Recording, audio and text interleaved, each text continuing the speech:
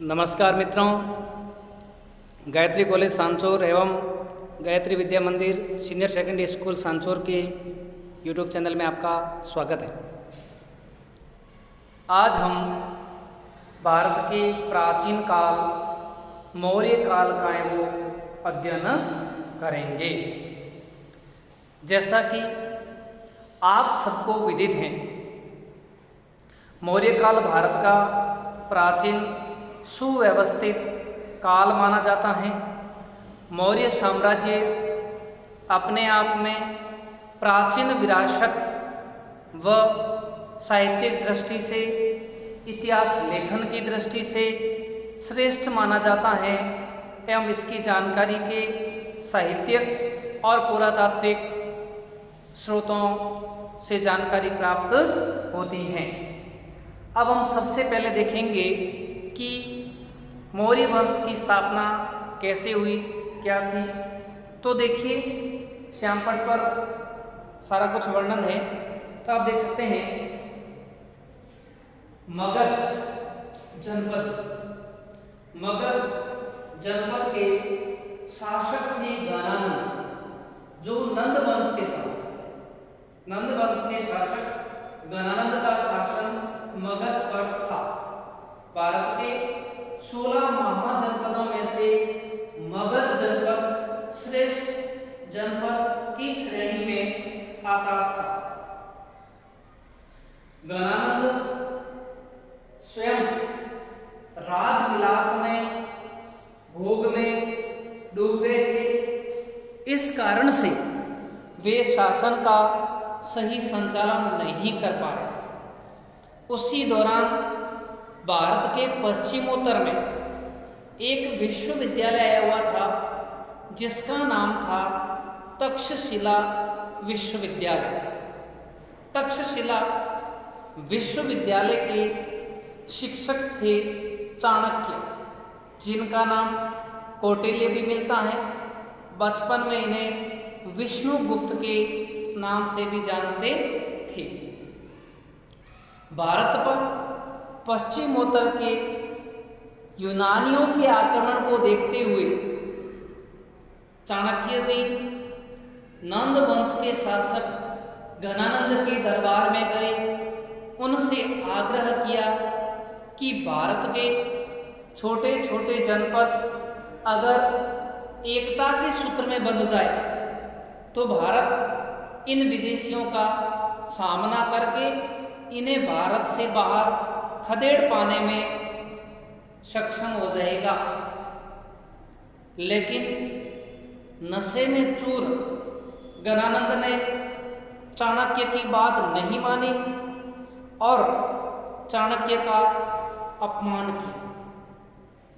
गुरु चाणक्य वहां से अपमानित होने के बाद जैसे ही वे जा रहे थे, तभी उन्हें मार्ग में कुछ बालक राजकीलम खेल खेलते हुए मिले और उनमें से एक बालक था जिसका नाम चंद्रगुप्त मौर्य। उसे वे तक्षशिला ले गए और तक्षशिला में ले जाकर उन्होंने उस बालक को शिक्षा दी। उस बालक को पढ़ाई करवाई और उसके बाद अपने अपमान का बदला लेने के लिए चंद्रगुप्त मौर्य के माध्यम से मगध साम्राज्य पर आक्रमण किया, गणानंद को पराजित किया और मगध पर मौर्य राजवंश की स्थापना की।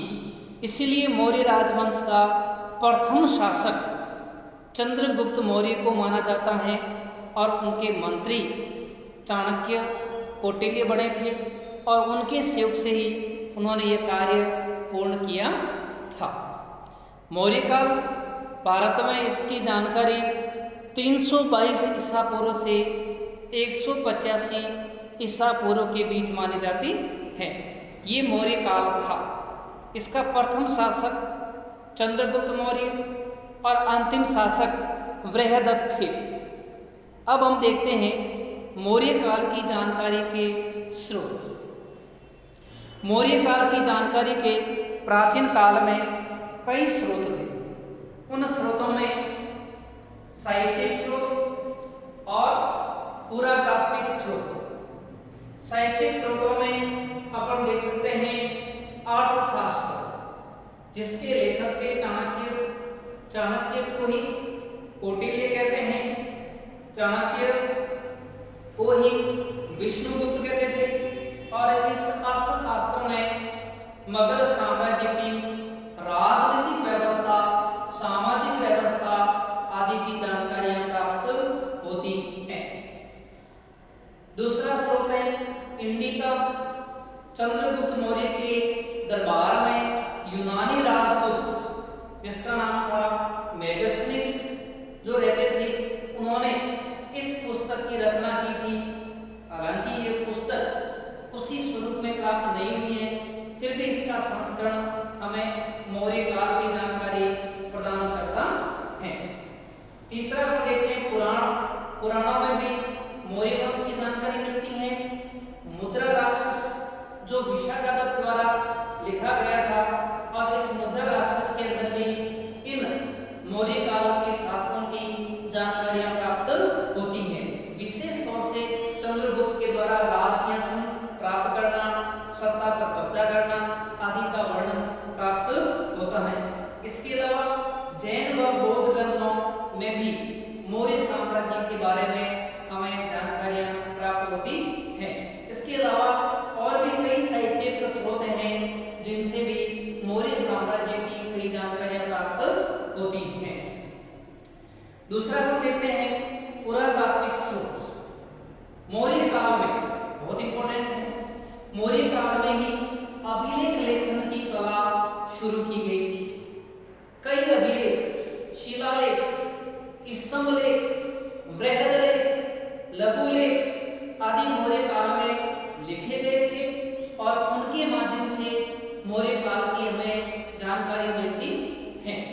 सम्राट अशोक के काल में उन्होंने हर अपने द्वारा किए गए कार्य को जनता तक पहुंचाने के लिए, जनता तक किए गए कार्यों का ब्यौरा देने के लिए जगह जगह पर उन्होंने इन अभिलेखों का निर्माण किया था। उससे हमें तत्कालीन राजनीतिक व्यवस्था व उनके द्वारा किए गए कार्यों की जानकारी मिलती है। इसके अलावा भवन, स्तूप, गुफा, मृदभांड, भवन, स्तूप है और गुफाएं हैं, मृदभांड है, तो ऐसे बहुत सारे थे। जैसे सांची का स्तूप बहुत फेमस स्तूप है। सांची के स्तूप का निर्माण अशोक मौर्य ने करवाया था, जो उस समय की कला को दर्शाता है। इस तरह से मृदभांड, जूनागढ़ अभिलेख, जूनागढ़ अभिलेख में भी मौर्य काल की हमें कई जानकारियां प्राप्त होती हैं।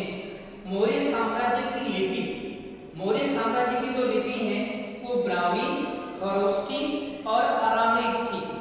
ब्राह्मी, खरोष्ठी और अरामिक थी। और ये जो लिपि है इसमें सर्वाधिक लेख ब्राह्मी लिपि में लिखे गए थे। अशोक के काल के सर्वाधिक लेख ब्राह्मी लिपि में लिखे गए थे। केवल शाहबाजगढ़ी और मानसेरा जो पाकिस्तान में अभिलेख हैं उनकी लिपि खरोष्ठी है।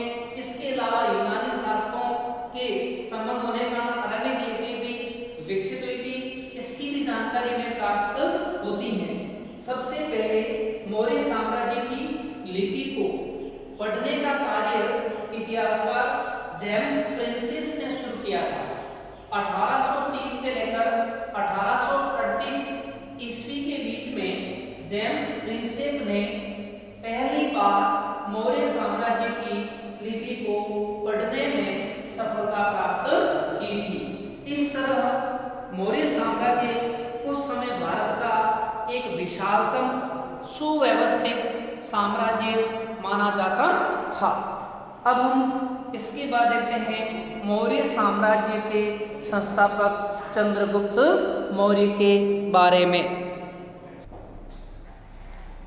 हाँ, तो अब हम पढ़ते हैं मौर्य वंश के प्रथम शासक चंद्रगुप्त मौर्य के बारे में। तो देखिए, चंद्रगुप्त मौर्य कार्यकाल 322 ईसा पूर्व से 185 ईसा पूर्व, 322 ईसा पूर्व से 298 ईसा पूर्व तक चंद्रगुप्त मौर्य का कार्यकाल माना जाता है। इनकी राजधानी पाटलिपुत्र बनाई गई, राजधानी पाटलिपुत्र यहाँ बनाई गई थी। अब देखिए, चंद्रगुप्त मौर्य जब तक्षशिला के शिक्षक चाणक्य के साथ शिक्षा प्राप्त करने गए तो वहां उनकी उम्र 16 वर्ष की थी और 16 वर्ष की अवस्था में शिक्षा प्राप्त करने गए। उस समय में कहते हैं कि वहां पर शिक्षा जब ग्रहण कर रहे थे चंद्रगुप्त चाणक्य जी के निर्देशन में, तो सिकंदर यूनानी शासक भारत की ओर बढ़ रहा था। यूनानी शासक सिकंदर भारत की ओर बढ़ रहा था और भारत की ओर बढ़ने के कारण उसने भारत का पंचनद क्षेत्र, जिसको सिंधु की सहायक नदी का जो क्षेत्र है, जिसको पंचनद क्षेत्र के नाम से जाना जाता था, पंचनद का क्षेत्र अर्थात सिंधु की सहायक नदियों का क्षेत्र। सिकंदर से 323 ईसा पूर्व में जब उसकी मृत्यु हो गई तो उसके सारे उत्तराधिकारी आपस में लड़ने लगे। तब चंद्रगुप्त मौर्य ने पंचनद का क्षेत्र वापस जीत लिया। इसलिए चंद्रगुप्त मौर्य का जो राज्यारोहण है वो 323 ईसा पूर्व में माना जाता है, लेकिन उनका राज्याभिषेक नंद वंश के शासक गणानंद को पराजित करके 322 ईसा पूर्व में वो हुआ था। अब हम देखते हैं कि चंद्रगुप्त मौर्य को विभिन्न ग्रंथों में किस नाम से जाना जाता था। तो हमारे सामने सबसे पहले ग्रंथों के नाम आते हैं। बौद्ध व जैन ग्रंथों में चंद्रगुप्त मौर्य को क्षत्रिय कहा गया, अर्थात जैन और बौद्ध ग्रंथों में चंद्रगुप्त मौर्य को क्षत्रिय कहा गया है।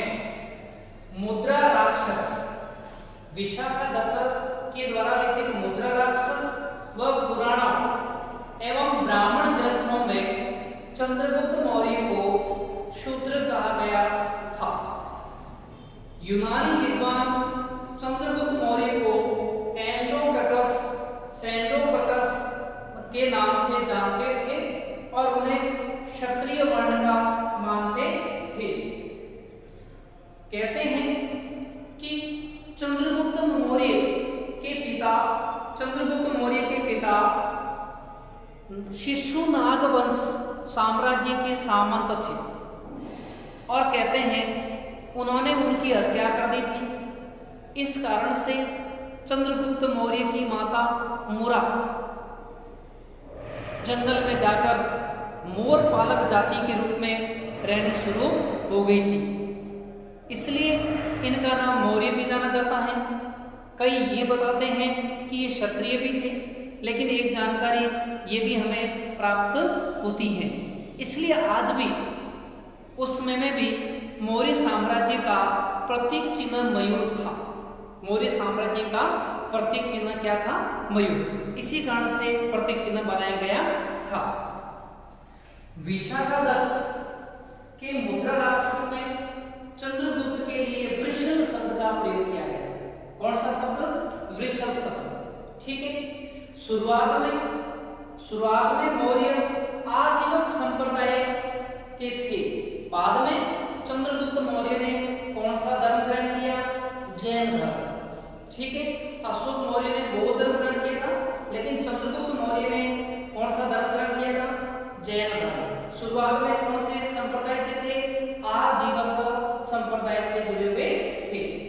यूनानी इतिहासकार यूनानी इतिहासकार प्लूटार्क के अनुसार चंद्रगुप्त मौर्य अपनी 6.5 लाख की सेना लेकर विजय अभियान पर चला था।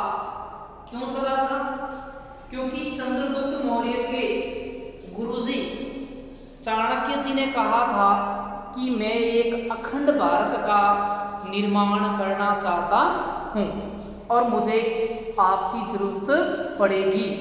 और इसी सेना के आधार पर चंद्रगुप्त मौर्य ने एक विशाल साम्राज्य स्थापित किया और साम्राज्य को सुव्यवस्थित भी किया था। उस समय में यूनानी शासक सिकंदर की मृत्यु के बाद सीरिया का शासक सेल्यूकस निकेटर बना था और सेल्यूकस निकेटर पंचनद के क्षेत्र को चंद्रगुप्त से वापस लेना चाहता था। इस बात पर दोनों के बीच में युद्ध हो गया। 305 ईसा पूर्व में सेल्यूकस निकेटर और चंद्रगुप्त मौर्य के बीच में युद्ध हुआ और इस युद्ध में चंद्रगुप्त मौर्य के पास शानदार गजारूढ़ सेना थी, घुड़सवार सेना थी, पदाती सैनिक थे। उन योद्धाओं के अपूर्व साहस और पराक्रम के आगे यूनानी शासक सेल्यूकस निकेटर पराजित हुआ था और चंद्रगुप्त मौर्य से सेल्यूकस निकेटर ने संधि का प्रस्ताव रखा और ये संधि काफी इंपॉर्टेंट मानी जाती है। इस संधि के तहत सेल्यूकस निकेटर ने अपने 4 प्रांत, कौन कौन से? बलूचिस्तान, काबुल, कंधार और हेरात। बलूचिस्तान, काबुल, कंधार और हेरात, ये 4 प्रांत इस संधि के तहत चंद्रगुप्त मौर्य को सौंपे थे एवं बदले में चंद्रगुप्त मौर्य ने 500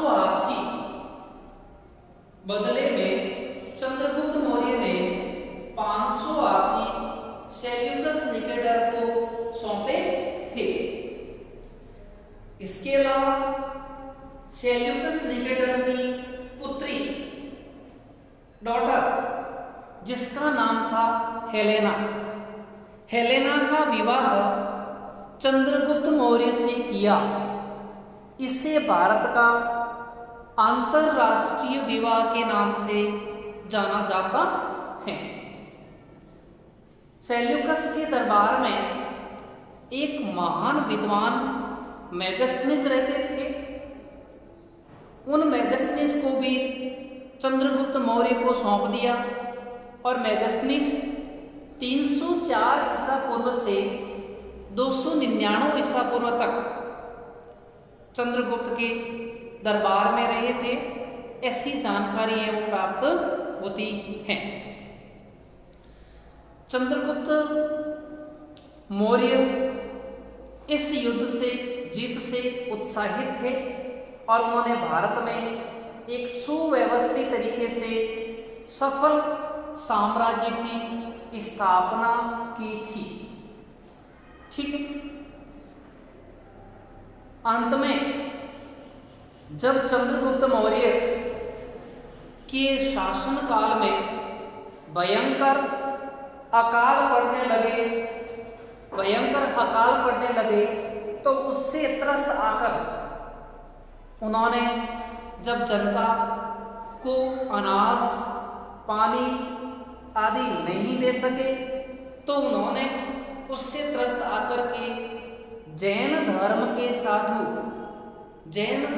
साधु भद्रबाहु से दीक्षा ली और भद्रबाहु के कहे अनुसार वे राजपाट छोड़कर चंद्रगिरी पर्वत, जो श्रवणबेलगोला कर्नाटक में आया हुआ है, वहां पर गए और तपस्या शुरू कर दी और वहीं तपस्या करते हुए सल्लेखन पद्धति से अपनी देह का त्याग कर दिया, अपनी देह का त्याग कर दिया। चंद्रगुप्त मौर्य ने राष्ट्रीय एकता और भारत को एकता के सूत्र में बांधने का महत्वपूर्ण कार्य है वो किया था। उनकी प्रशंसा विभिन्न यूनानी एवं अन्य विद्वानों ने मुक्त कंठ से की थी और उन्हें एक श्रेष्ठ शासक का दर्जा भी प्रदान किया था। धन्यवाद।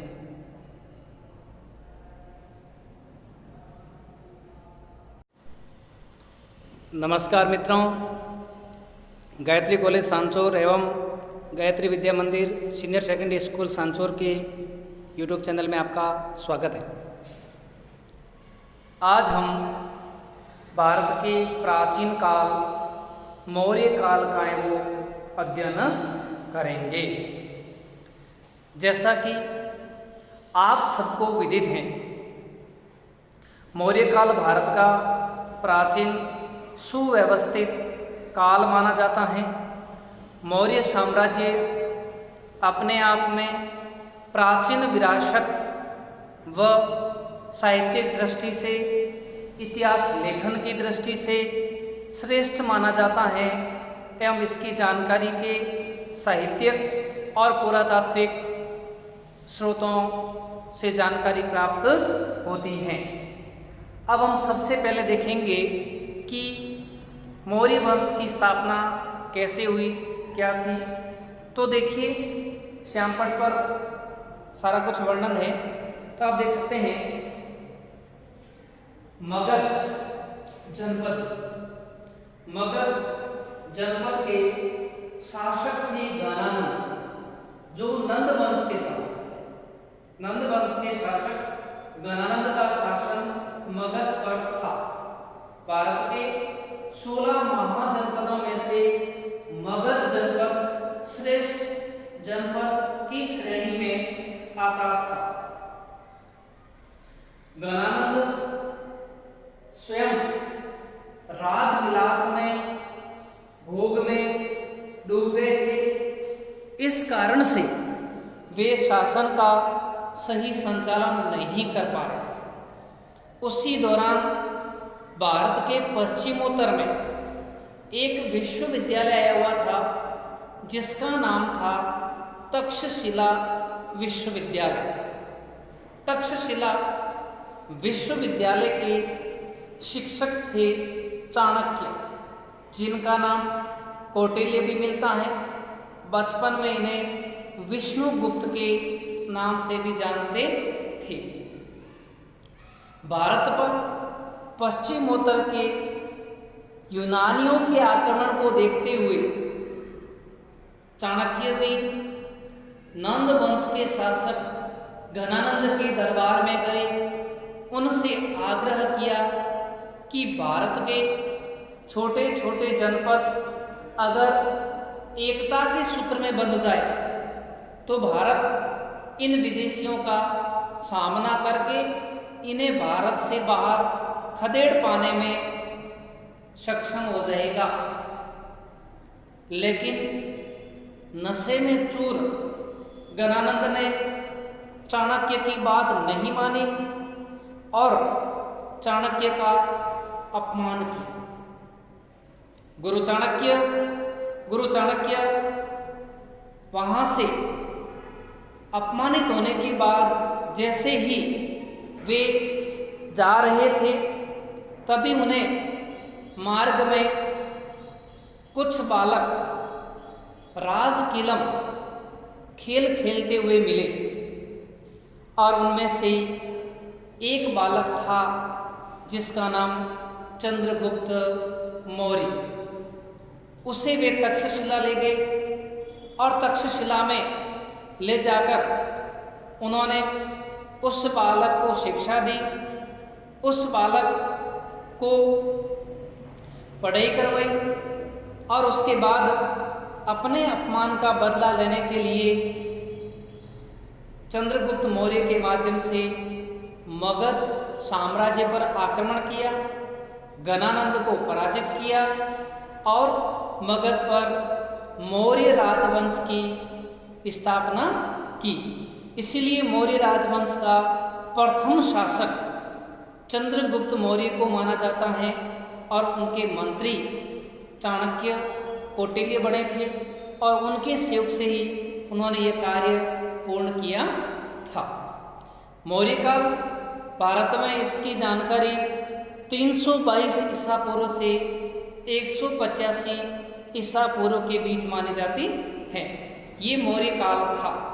इसका प्रथम शासक चंद्रगुप्त मौर्य और अंतिम शासक बृहदत्त थे। अब हम देखते हैं मौर्य काल की जानकारी के स्रोत। मौर्य काल की जानकारी के प्राचीन काल में कई स्रोत थे। उन स्रोतों में साहित्यिक स्रोत और पुरातात्विक स्रोत। साहित्यिक स्रोतों में अपन देख सकते हैं अर्थशास्त्र, जिसके लेखक थे चाणक्य। चाणक्य को ही कौटिल्य कहते हैं, चाणक्य को ही विष्णुगुप्त कहते थे। और इस अर्थशास्त्र में मगध साम्राज्य की राजनीतिक व्यवस्था, सामाजिक व्यवस्था आदि की जानकारियां प्राप्त होती हैं। दूसरा स्रोत है इंडिका। चंद्रगुप्त मौर्य के दरबार में यूनानी राजदूत, जिसका नाम था मेगस्थनीस, जो रहते थे, उन्होंने इस पुस्तक की रचना की थी। हालांकि ये पुस्तक उसी स्वरूप में प्राप्त नहीं हुई है, फिर भी इसका संस्करण हमें मौर्य काल की जानकारी प्रदान करता है। तीसरा हम देखते हैं पुराण। पुराणों में भी मौर्य वंश की जानकारी मिलती है। मुद्रा राक्षस, जो विशाखादत्त द्वारा लिखा गया था, और इस मुद्रा राक्षस के अंदर भी इन मौर्य काल के शासकों की जानकारियां प्राप्त होती हैं। विशेष तौर से चंद्रगुप्त के द्वारा राज सिंहासन प्राप्त करना, सत्ता पर कब्जा करना आदि का वर्णन प्राप्त होता है। इसके अलावा जैन व बौद्ध ग्रंथों में भी मौर्य साम्राज्य के बारे में हमें जानकारियां प्राप्त होती हैं। इसके अलावा और भी कई साहित्यिक स्रोत हैं जिनसे भी मौर्य साम्राज्य की कई जानकारियां प्राप्त होती हैं। दूसरा हम देखते हैं पुरातात्विक स्रोत। मौर्य काल में बहुत इंपॉर्टेंट है, मौर्य काल में ही अभिलेख लेखन की कला शुरू की गई थी। कई अभिलेख, शिलालेख, स्तंभ लेख, बृहद लेख, लघु लेख आदि मौर्य काल में लिखे गए थे और उनके माध्यम से मौर्य काल की हमें जानकारी मिलती है। सम्राट अशोक के काल में उन्होंने हर अपने द्वारा किए गए कार्य को जनता तक पहुंचाने के लिए, जनता तक किए गए कार्यों का ब्यौरा देने के लिए जगह जगह पर उन्होंने इन अभिलेखों का निर्माण किया था। उससे हमें तत्कालीन राजनीतिक व्यवस्था व उनके द्वारा किए गए कार्यों की जानकारी मिलती है। इसके अलावा भवन, स्तूप, गुफा, मृदभांड, भवन, स्तूप है और गुफाएं हैं, मृदभांड है, तो ऐसे बहुत सारे थे। जैसे सांची का स्तूप बहुत फेमस स्तूप है। सांची के स्तूप का निर्माण अशोक मौर्य ने करवाया था, जो उस समय की कला को दर्शाता है। इस तरह से मृदभांड, जूनागढ़ अभिलेख, जूनागढ़ अभिलेख में भी मौर्य काल की हमें कई जानकारियां प्राप्त होती हैं। मौर्य साम्राज्य की लिपि, मौर्य साम्राज्य की जो लिपि है वो ब्राह्मी, खरोष्ठी और अरामिक थी। ब्राह्मी, खरोष्ठी और अरामिक थी। और ये जो लिपि है इसमें सर्वाधिक लेख ब्राह्मी लिपि में लिखे गए थे। अशोक के काल के सर्वाधिक लेख ब्राह्मी लिपि में लिखे गए थे। केवल शाहबाजगढ़ी और मानसेरा जो पाकिस्तान में अभिलेख हैं उनकी लिपि खरोष्ठी है। इसके अलावा यूनानी शासकों के संबंध होने पर अरामिक लिपि भी विकसित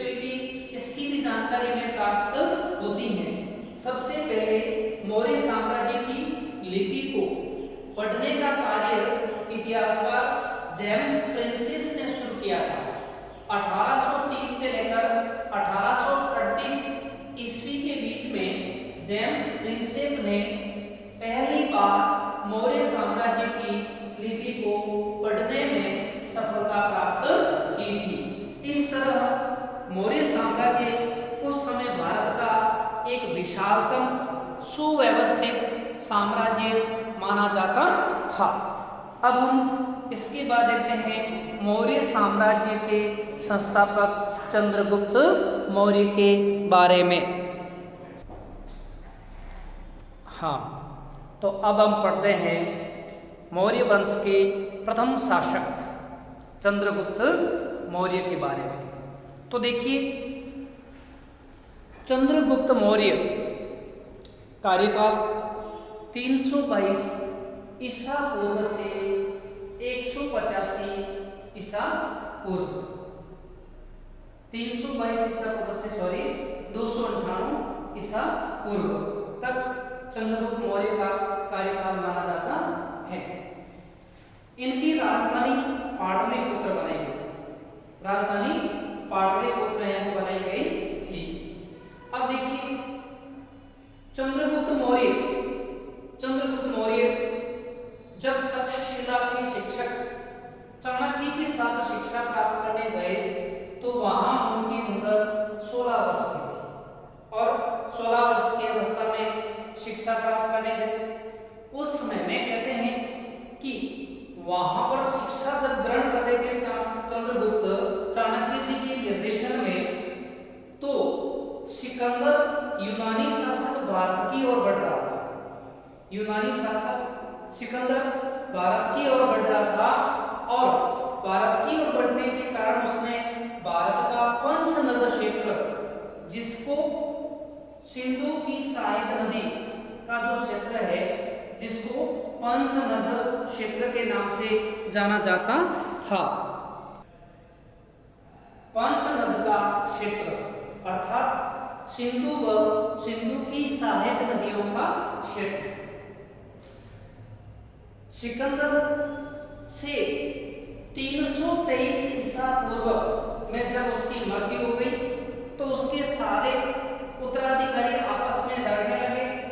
तब चंद्रगुप्त मौर्य ने पंचनद का क्षेत्र वापस जीत लिया।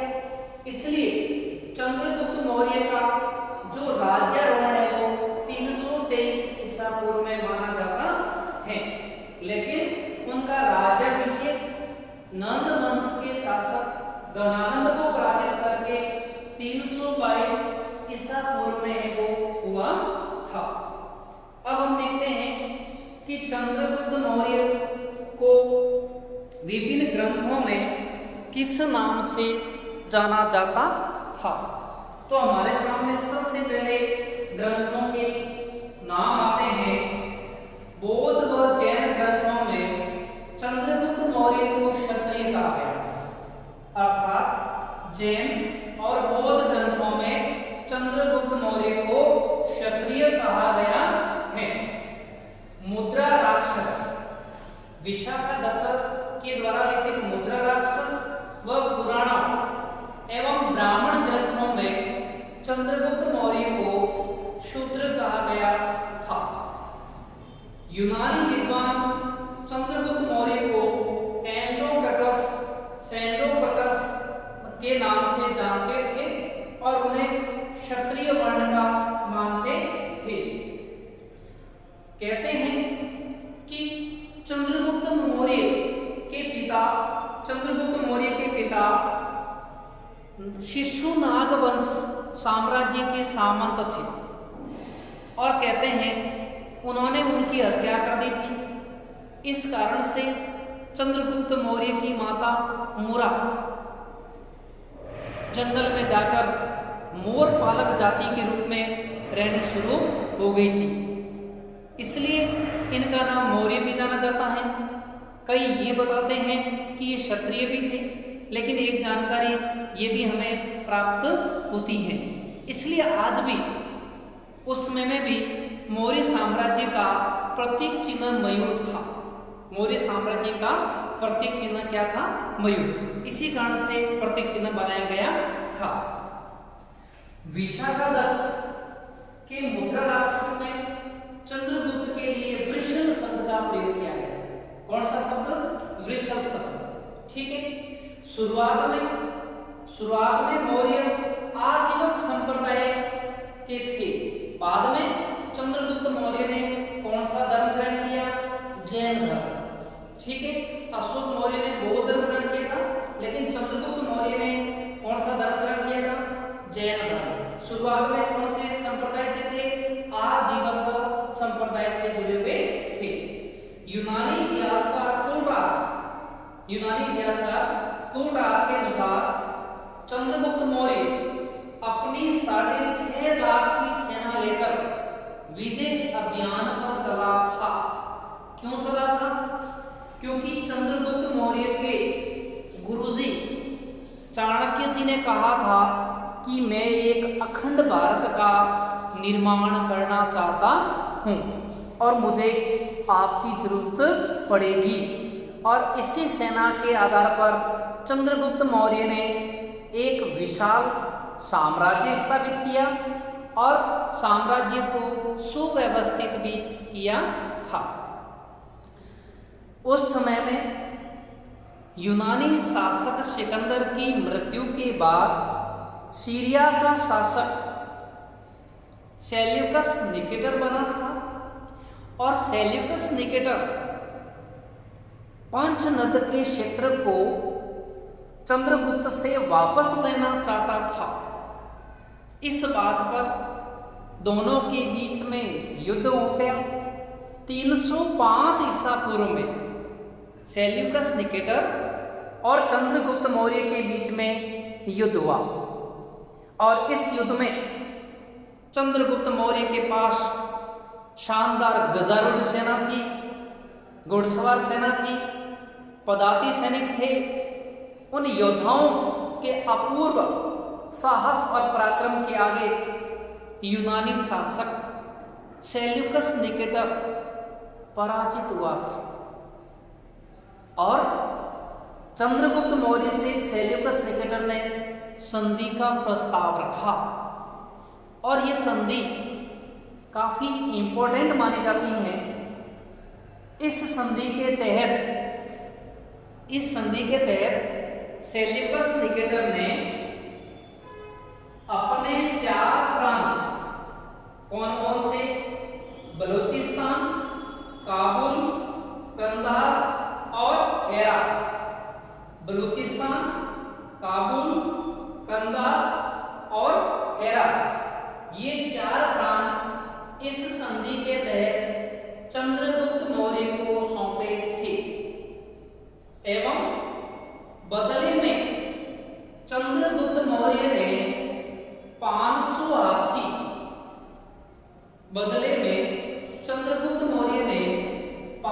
हाथी सेल्यूकस निकेटर को सौंपे थे।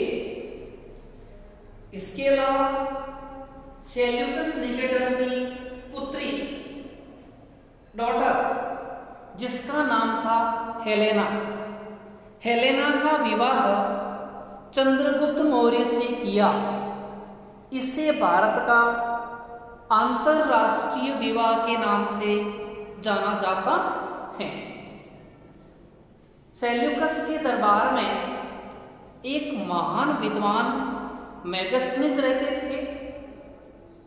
उन मेगस्थनीज को भी चंद्रगुप्त मौर्य को सौंप दिया और मेगस्थनीज 304 ईसा पूर्व से 299 ईसा पूर्व तक चंद्रगुप्त के दरबार में रहे थे।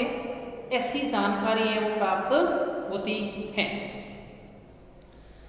चंद्रगुप्त मौर्य इस युद्ध से जीत से उत्साहित थे और उन्होंने भारत में एक सुव्यवस्थित तरीके से सफल साम्राज्य की स्थापना की थी। ठीक है। अंत में जब चंद्रगुप्त मौर्य के शासन काल में भयंकर अकाल पड़ने लगे भयंकर अकाल पड़ने लगे तो उससे त्रस्त आकर उन्होंने जब जनता को अनाज पानी आदि नहीं दे सके तो उन्होंने उससे त्रस्त आकर के जैन धर्म के साधु भद्रबाहु से दीक्षा ली और भद्रबाहु के कहे अनुसार वे राजपाट छोड़कर चंद्रगिरी पर्वत जो श्रवणबेलगोला कर्नाटक में आया हुआ है वहां पर गए और तपस्या शुरू कर दी और वहीं तपस्या करते हुए सल्लेखन पद्धति से अपनी देह का त्याग कर दिया। चंद्रगुप्त मौर्य ने राष्ट्रीय एकता और भारत को एकता के सूत्र में बांधने का महत्वपूर्ण कार्य है वो किया था। उनकी प्रशंसा विभिन्न यूनानी एवं अन्य विद्वानों ने मुक्त कंठ से की थी और उन्हें एक श्रेष्ठ शासक का दर्जा भी प्रदान किया था। धन्यवाद।